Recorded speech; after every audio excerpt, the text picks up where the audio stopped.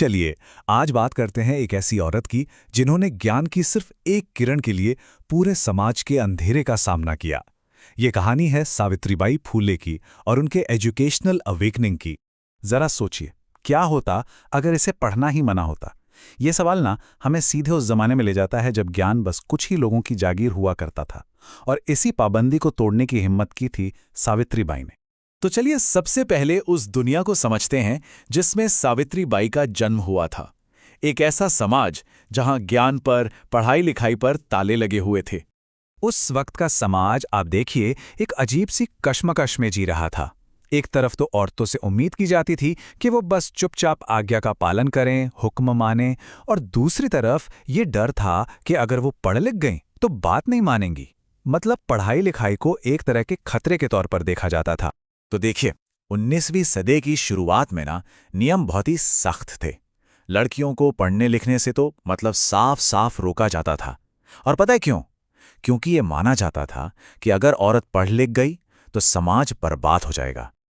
लेकिन कहते हैं ना, हर बड़ी क्रांति की शुरुआत एक छोटी सी चिंगारी से होती है।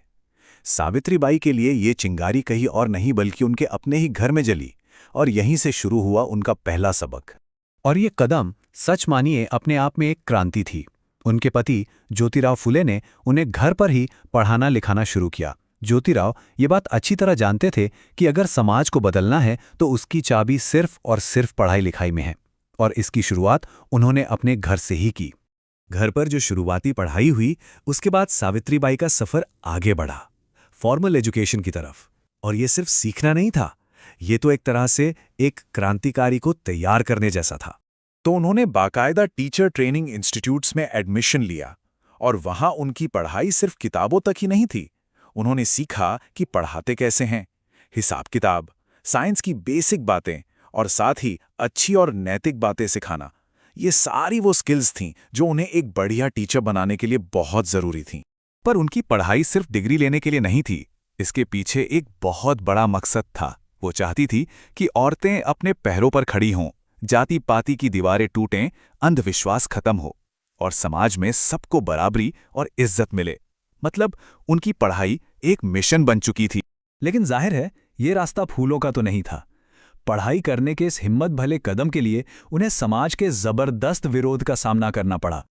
उनकी लड़ाई कितनी मुश्किल थी, इसका अंदाजा इसी बात से लगाइए।